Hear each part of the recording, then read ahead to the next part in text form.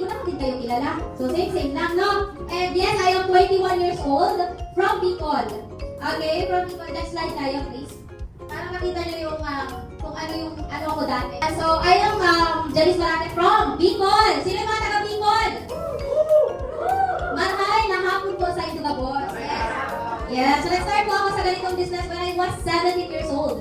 Sino pa dito yung mas may bata pa sa akin nag-start? 16. Okay, 30. Okay. So, I am 17 years old po. Ginawa ko full-time business. Okay, ito po yung itsura ko nung ginawa ko full-time. Ito yung itsura ko nung ginawa ko full-time. Ito po yung day na nasa airport ako. Kunting idea lang kasi baka magtaka kayo kung sino ako, di ba? Kaya pa ba, Ted? Ted, kung ko naman matanong ito! Sinay ko lang! Grabe ka naman! Yes, and ako po yan. And because of this business, cut the long story short, dito po ako nakaranas kumita ng 6 figures per month at the very young age. And because of that income, nakaranas na po ako makapag-travel sa iba't ibang bansa. Diba? At the age of, salamat po, Carla. At the age of 19, I was able to travel to Thailand. At the age of 19. And at the age of 20, I was able to travel again to South Korea. And last year, nag-celebrate ko ako ng birthday ko sa Vietnam. Lahat po yan, gatas ng negosyo natin. Kaya kung ikaw, first timer ka, you're so lucky na andito ka. Kaya later, pasalamatan mo yung mag-invite sa'yo kasi may purpose yan. Kaya ang pinakamaganda pa dito kasi at the very young age, di ba, nagagawa ko ng makatulong sa magulang ko na alam ko na yun naman talaga yung pangarap natin lahat. Tama ba? Okay, so next slide. Mabilis. So, bakit kayo andito? Sino yung walang idea bakit andito siya? Sila. Now, sir, di naman halata. Parang ikaw yung aggressive dito eh. Di ba? And sa mga wala pong idea, congratulations. Welcome to our opportunity plan presentation. So, dito nyo po maiintindihan. Dito nyo po malalaman kung ano yung kailangan yung sarili nyo to level up, to grow. Ano yung kailangan yung baguhin sa sarili nyo para umasenso. Kasi lahat naman tayo nangangarap umasenso. Tama po ba, sir? Diba? Bakit ka dito? Kasi gusto mo maintindihan kung ano itong negosyo. Tama po ba? And bakit proud ako na i-present ang ganitong negosyo? Kasi ito po ang nagbabago ng buhay ko at the very young age. Okay, so next slide. But before we proceed sa pinaka-presentation natin, gusto ko magbigay ng kunting realization para sa ating lahat. Kasi dito po ako natuto. Dito ko po, itong cash flow quadrant, dito ko po naintindihan kung ano yung kailangan ko para kumita ako ng mas malaki, para ma-align ako sa pangarap ko. Nakikita niyo ba? Siyempre. Diba? So, meron po tayong tinatawag na employment, self-employed business, and investment or investor. Sino dito ang mga empleyado? So lahat na tayo dito, negosyante. Wala talaga empleyado? Working. Sige, taas niyo pa. Taas. Yan, working. Self-employed. May sariling negosyo, pero siya gumagawa lahat. Self-employed, wala naman. Business, di ba? And investor. Dito nyo makikita kung ano yung kailangan nyo para kumita ng mas malaki. Kaya makinig ng mabuti. Dapat lahat ng mata nyo andito. Kasi, nambabato ako ng mic. Kapag dyan po. Okay, so ang cash flow quadrant, meron po tayong 4. At nakakati po ito sa dalawa. Okay, nakakati po ito sa dalawa. Employment. Yung isa, employment and self-employed. Yan yung mga taong nagtatrabaho. Tama po ba? Yan yung mga taong nagtatrabaho, which is, meron dyan 90 population. Wow. And 10% wealth. Ano ibig sabihin? Nasa 90% po sa mga tao nandito sa employment, self-employed. At ang pinaghahati-hatian lang po nilang yaman sa mundo, 10%. Sino dito ang nakakaranas? May sinasahod naman per month pero kulang. Taas po, okay naman. Susolusyonan natin yan ngayon. Tama po ba? Bakit? Kasi ang pinaghahati-hatian lang po ninyo, yung 10% na yaman sa mundo. Tama, isipin nyo, 90% kayo, pero ang liit na pinaghahati-hatian nyo. That's why, karamihan sa mga tao na andito, yan yung mga taong sobrang sipag magtrabaho. Sobrang galing magtrabaho. Halos kahit may lagnat na tatrabaho, but still, kulang pa rin. Okay, the question is, ano yung kailangan gawin to level up? At masasagot yan mamaya. Okay, and the other one is business and investment. Yan yung mga tao, yan yung nasa point na 90% wealth, 10% population. Yan yung mga tao na nasa 10% lang sa mga tao ang gumagawa makakagawa niyan. Without knowing, 90% ng yaman sa mundo ang pinaghahati-hatian nila. Sino nakakapansin? Kapag may negosyo ka, parang may pera ka. Sino yung mga may kakilala, may business, pero sila ang may pera. Pag gusto mong mangutang, siya ang nalapitan mo kasi alam mo siya ang may pera kasi bakit? Siya ang may negosyo. Di ba? Kaya tanungin mo yung sarili mo. Tapitin mo yung sarili mo. Di ba? It's time to level up. 2026 na. Try something new. Kasi wala namang mawawala. Tama? Okay, next slide. Ayan. Ma'am Janice, may trabaho naman ako. Coach, may work naman ako. Pero bakit ang hirap makaalagwa sa buhay? Bakit may sahod, mauubos, tapos minsan nakakautang pa? Relate? Yes. Relate? Yes. Bakit? Kasi sa buhay po natin, may tinatawag tayong rat race cycle. Ano yun? Na kung saan, ito yung mga tao na walang ibang ginawa kundi magtrabaho ng magtrabaho. Ranas ka, sir? Ranas ko, sir, magtrabaho pero walang naiipon minsan. Ranas na ranas. Bakit ka lang sabihin? Kasi ang dami ko pong tinuturuan na galing sa ganyang situation. Yan yung mga tao, trabaho ng trabaho para kumita ng pera. Pagkatapos kumita ng pera, unang ginagawa, pay the bills. Tama? Binabayad. Pagkatapos magbayad, ubos. Relate? Sino dito yung trabaho? Relate ka, sir? Relate? Diba? Pay the bills. Minsan, pag natitira, naisip ang tumaya sa loto, wedding, or sunggal. Tama ba? Di ba ano nangyayari? Walang natira. Tatrabaho na naman. Income, pay bills, luho, lifestyle, no savings. So, paikot-ikot lang. Paikot-ikot lang. Bakit ko ito guys sinasabi right now? Baka kasi skala nyo, may pera kayo. Hindi nyo natatapik yung sarili nyo. Bakit walang nagbabago? Tama ba? Kaya ito, malaking realization kung ma-appreciate nyo. Kasi, at the very young age, dito, kinatok ang utak ko, bakit nagpursige ako mag-try sa ganitong negosyo? Pero tayo tinatawag na victims and victors. Ano yung victims? Ayan. Ang financial state nito victims, yan yung mga tao na nagpo-focus sa liabilities instead sa asset. Alam mo ba ang liabilities? Luho. Mga bagay na binibigyan natin ng pera, nilalaanan natin ng pera, pero hindi sa atin nababalik ng pera. Naranasan mo na yan, sir? Hindi pa. Ay, hindi ka maluho. Napaka-nice, pero still, nahirapan mag-ipon. Diba?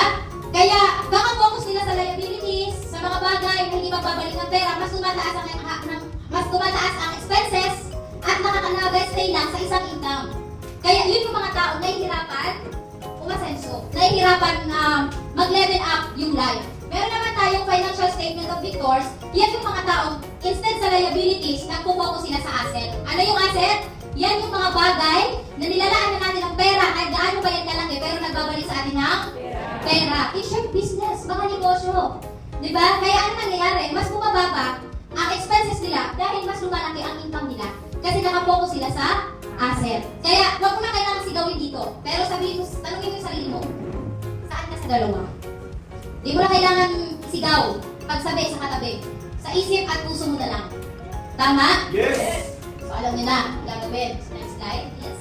Yan. So, ngayon, andito na tayo sa presentation. Bakit ako nagbigay ng konting realization? Kasi ito pong negosyo na to, kung isa lang ang income nyo, at nalilito kayo kung paano mag-start sa negosyo, walang katulong, di ba? Walang kakampi, walang alam. Meron po kaming company, AGG, A Global Group of Companies, na kahit sino pwedeng yumaman, umasenso dito. Kaya kung kayo right now, kapapagod na, nahihirapan, mas makinig kayo ng mabuti. Chance nyo na po ito ngayong taon. Okay? AGG po was established in March of 2005. 20 years. 20 years na pong nag-exist ang company namin sa industry. Sino po familiar? Siyempre. Sinuturo tayo eh. Diba? And next po.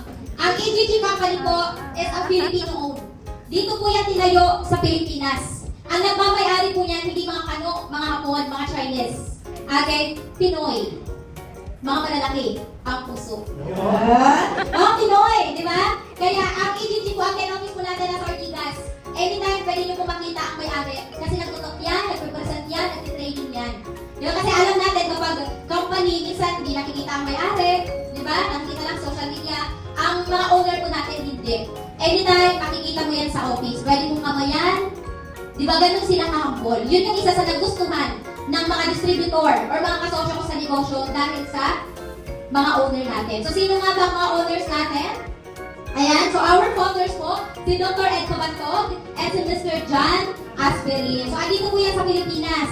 Okay? And ito yung isa sa pinaka-the best na part ng company natin. We have Alive Foundation na kung saan ang company po natin, ang company po natin, tumutulong sa mga taong nangangailangan. Pinapalakpakan po yan. Diba? Isa sa pinaka-the best kasi bawat may masalanta dito sa Pilipinas, ang nanguna pong tutulong ang Alive Foundation of EGG Company. Diba? Bawat tubo na ma-purchase nyo sa office, may percent po na napupunta sa Alive Foundation. Kaya baka hindi kayo aware. Bawat tulong ng EGG, bawat tulong ng Alive Foundation, may ambag ka. So, ibig sabihin, nakakatulong ka na kahit hindi mo alam. Because of Alive Foundation. Diba? Kaya kung ikaw may mataba kang puso, diba? Talagang ma-appreciate mo ang part na to.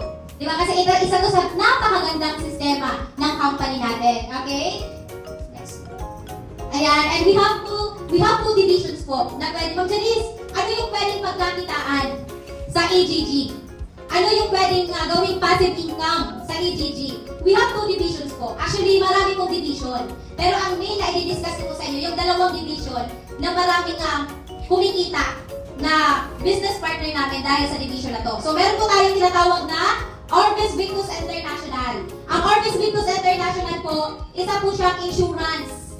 Personal accident insurance. So, wala pong products na hawakan. Kasi, insurance po ang makukuha mo dyan. Sino na dito yung may mga insurance? Ayan, yung wala. Alam niyo ba guys, insurance is the best assurance sa buhay natin. Okay? Kasi pag may insurance ka, pag may naitatabi ka, pag nabubo ka dyan, kapag may incident na mangyari sa'yo, hindi yan mababawasan. Di ba? Kaya insurance, di ba? Yan ang partner ng Orbis Victus International, Stronghold. Stronghold Insurance Company na 65 years na din po sa industry. Di ba? Yan po yung partner ng Orbis Victus International.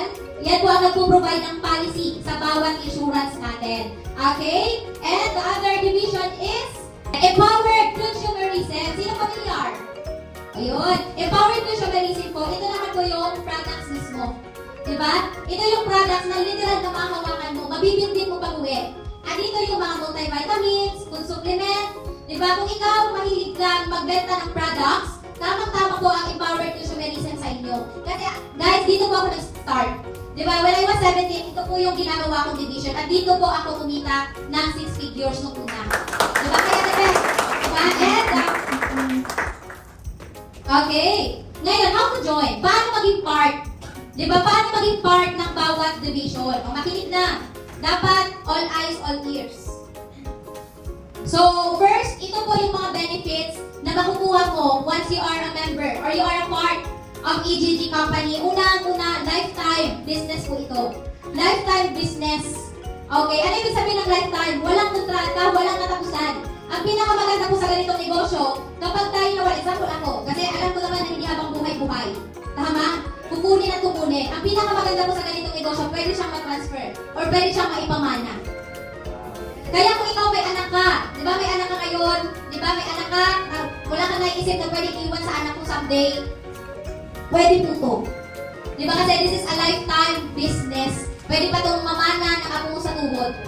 Di ba? Tamang-tama po to. And own business tracking center. Magkakaroon ka po ng sarili, business and insurance coverage. Di ba? Worth 500,000. So, kahit alin po doon sa division yung gusto nyong kunin, meron po kayong insurance benefits. Yan po 500K.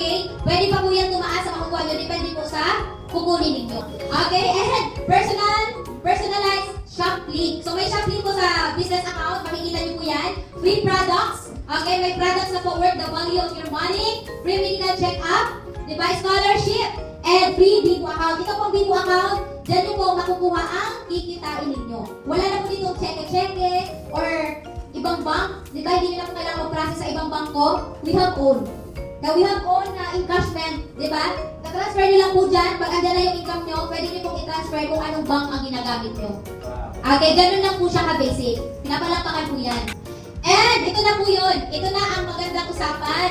Ma'am Janice, baka may nagulat pa dyan ha? Ay, may kapital. Sino nagulat? Sino po nagulat na may kapital? Aware ka naman po, sir, no? Ikaw po, sir, aware? Saya ako. Okay, bakit may kapital? Common po, negosyo po ito. Business, na kung saan malaki ang pwede mong kitain as long as may papalaguin ka. Saan ka nakita ang negosyo na walang papalaguin pero kikita ka? Saan yan? Wala. Tama? At ito yung pinakamaganda kasi ang pinakamaliit kong kapital na one-time capital but lifetime 11,980 pesos only. Lifetime na po yan. Again guys, ulitin po.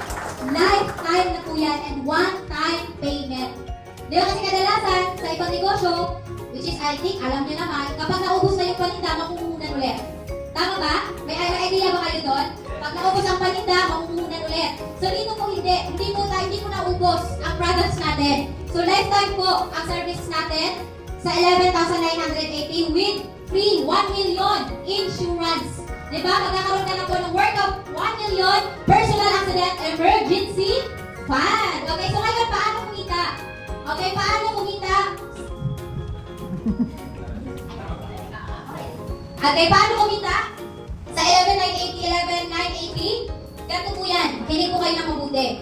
Ang goal po natin sa negosyo natin, marami pong matulungan, marami pong ma-educate, maraming mag-guide na tao. Okay? Ano pala yan? Kailangan ko palang maghanap ng tao. Hindi ka lang maghahanap. Di ba? Maghahanap ka ng kasosyo mo. Maghahanap ka ng tuturuan mo. Maghahanap ka ng tutulungan mo. O, baka ayaw. Baka may ayaw. Saan ka nakakita ang negosyo na hindi kailangan ng tao? Wala. Lahat po ba sa ng negosyo kailangan ng tao? Yes. At yun din po ang kailangan natin dito. How? Okay, every new business partner nyo po, or makilala yung tao na gusto din ng lifetime business at nag-avail ng 11,980 only, meron ka na po active income na 1,000 pesos. Guys, active income pa lang to. Hindi po tayo mag-focus dyan sa 1K dahil may passive income. May leverage income po ang negosyo natin. Ano yung leverage income? Darating ka po sa point, sir, darating ka sa point na kapag na-build mo tong negosyo mo, darating ka sa point na kahit wala ka sa negosyo mo, kumikita ka. Okay, yun po yung pinakamaganda sa atin. So, hindi ko na nilagay ko ng active income kasi yung passive income, malaki po yung pwede mong kitain. It depends po sa sipag na gagawin mo. Okay? So, example, every day, ilang days, kasi dito guys kumikita yung mga business partner ko. Ito yung talagang pinapagawa ko sa kanila. Every day, may isa kang taong nakikilala. Okay? Every day, may isa kang taong nakikilala. So, sa loob ng isang buwan, ilang tao ang makikilala mo? 30. Sabihin na natin, sa 30 ka taong nakilala mo, meron kang 10 na naging business partner. 10 lang. Kasi ang iba dyan, next month, di ba? Ang iba dyan, next month. Ang iba dyan, gagawa ka ng para. Sabihin 10. 10. So, ilan lahat ang kinita mo ngayong buwan? 10,000. Ilan? 10,000. Ang good news guys, ito, meron po tayong tinatawag na bonus every 2 business partner. Maliban po sa 1K every new business partner, meron po tayong tinatawag na additional income. Every 2 clients, may additional 1K ka. Example, may isa ka ng client, 1K. Isa, 2K na. So dahil may dalawa ka na, may additional bonus ka, 1K. So bali, ilan yung kikitain sa dalawa? 3,800. Sabi natin, di ba nakasampu ka ngayong buwan? So may 5 kang pair. 1,800 na 5. So may additional pang 9K. So 19,000 agad yung kinita mo. Isa lang ha. Ang usapan natin guys, isa lang na makilala mo everyday. Isa lang. What more gawin mo? 2, 3, 4, 5. Magkano kaya ang pwede mong kitain?